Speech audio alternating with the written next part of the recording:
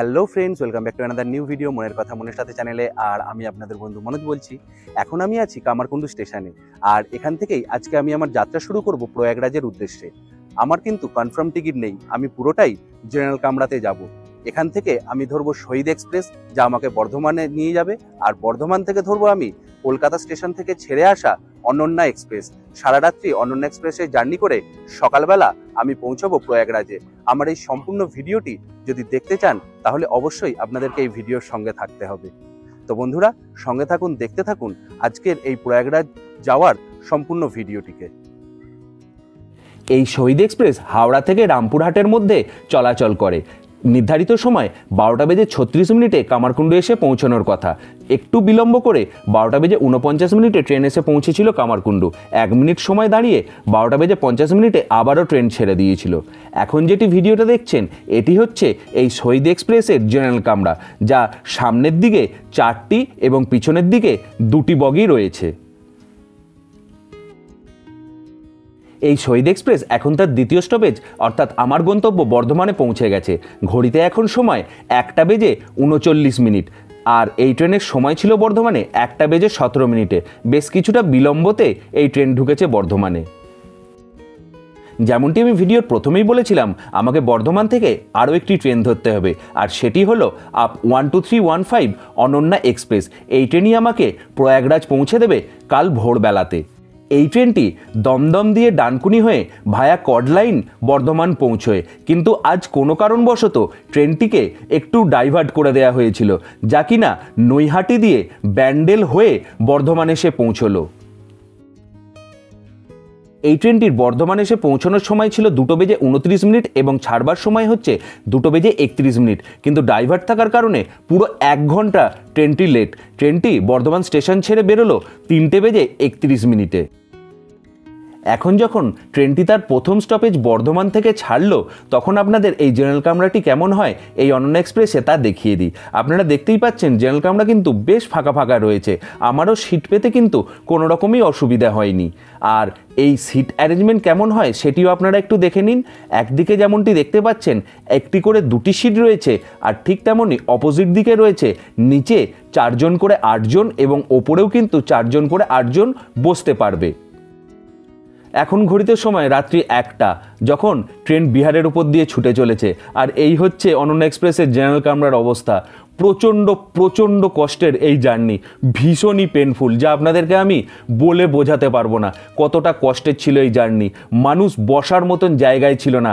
আপনারা দেখতেই পাচ্ছেন ট্রেনের ওপরে যে জায়গাটি যাওয়া আসার, সেখানেও লোকে কাপড় বেঁধে দোলনার মতন করে ঝুলে বসে রয়েছে। এতটাই ভিড় ছিল এই ট্রেনটিতে। পুরোটাই কিন্তু প্রয়াগরাজের মেলার জন্য, কুম্ভ মেলার জন্য। ঘড়িতে এখন সকাল 6:20, আর আমি আমার ডেস্টিনেশন প্রয়াগরাজ এসে পৌঁছে গেছি। ভীষণ আনন্দ লাগছে এই প্রয়াগরাজ স্টেশনে যখন এসে ট্রেন ঢুকলো। সারা রাত্রির অসম্ভব কষ্টের জার্নিও পুরো ম্লান হয়ে গেল। স্টেশনের ঘড়িতে 6:20 হলেও এই ট্রেনের কিন্তু এসে পৌঁছানোর কথা ছিল ভোর 4টেতে, আর 5 মিনিট সময় এখানে স্টপেজ দিয়ে তার ছেড়ে যাওয়ার কথা ছিল তার ডেস্টিনেশন উদয়পুরের উদ্দেশ্যে, কিন্তু ট্রেন অনেকটাই বিলম্বে এসে পৌঁছেছিল। যাই হোক, আমি কিন্তু এসে এখন পৌঁছে গেছি প্রয়াগরাজ স্টেশনে, আর এখান থেকেই আমি চলে যাব কুম্ভ স্নানের জন্যে।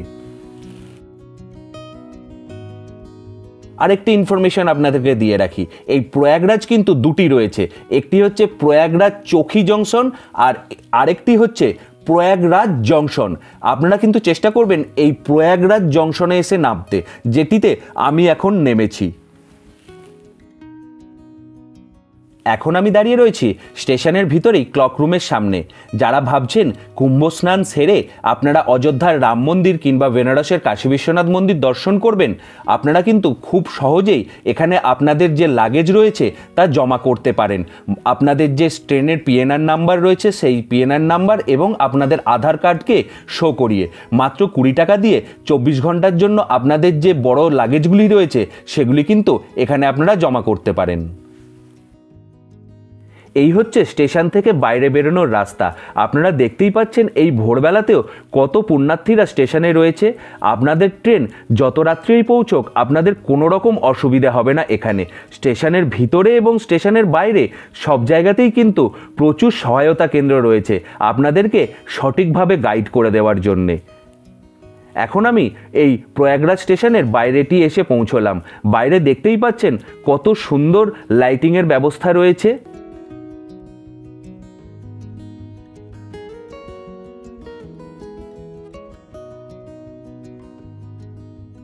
এটি হচ্ছে প্রয়াগরাজ জংশন স্টেশনের বাইরের দিকটি। দেখতেই পাচ্ছেন ভীষণই সুন্দরভাবে আলো দিয়ে সাজানো রয়েছে সমগ্র স্টেশনটি। আর চোখে পড়ার মতন উদ্দীপনা ছিল লোকেদের এই রকম ধরনের বিভিন্ন সেলফি জোনগুলোতে, যেখানে পুণ্যার্থীরা তাদের নিজেদের মোবাইল দিয়ে সেলফি তোলার জন্য ব্যস্ত রয়েছে। বন্ধুরা, এখন 6:45 আর আমি আছি প্রয়াগরাজ স্টেশনের বাইরে, আপনারা দেখতেই পাচ্ছেন। আর সত্যি ব্যবস্থাপনা কিন্তু খুব ভালো। প্রয়াগরাজ স্টেশনের বাইরে যে ব্যবস্থাপনা তা আমি যতটুকু দেখতে পাচ্ছি এখনো পর্যন্ত খুব ভালো লাগছে। ট্রেনে হয়তো কিছুটা অসুবিধা হবে, কারণ জেনারেল কামরায় তো অবশ্যই ভিড় একটা থাকেই। আর যেহেতু এখন প্রয়াগরাজের মেলার সময় সেহেতু একটা ভিড় তো রয়েইছে, কিন্তু স্টেশনের বাইরের যে ব্যবস্থা তা কিন্তু সত্যিই ভালো। আপনারা দেখতেই পাচ্ছেন এই হচ্ছে স্টেশনের বাইরের চত্বর। আর আপনারা যদি চান এই স্টেশন চত্বর থেকে একবারে ফ্রেশ হয়ে বেরোবেন, তার জন্য কিন্তু এখানে সুলভ শৌচালয়ের ব্যবস্থা রয়েছে। আপনারা 10 টাকার বিনিময়ে এখানে আপনাদের সকালে প্রাতঃক্রিয়া কমপ্লিট করেই এখান থেকে বেরোতে পারবেন। একটু আগে যেটা বলছিলাম, ব্যবস্থাপনা, পার্মানেন্ট টিকিট কাউন্টার থাকা সত্ত্বেও স্টেশন চত্বরে কিন্তু এই ধরনের অস্থায়ী টিকিট কাউন্টারও তৈরি করা হয়েছে রেলওয়ের তরফ থেকে।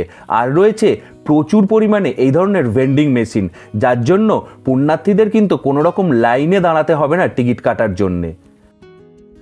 আর রয়েছে স্টেশন চত্বরের ভিতরেই এই রকম ধরনের ছোট ছোট টেন্টের ব্যবস্থা। আপনাদের ট্রেন যদি মাঝরাত্রে এসে পৌঁছয় তাতেও আপনাদের কোনো চিন্তা করতে হবে না। স্টেশন থেকে বাইরে বেরোলেই এই রকম ধরনের ছোট ছোট টেন্ট আপনারা দেখতে পাবেন, যেখানে আপনারা 2-4 ঘন্টা অনায়াসেই বিনামূল্যে বসতে পারেন।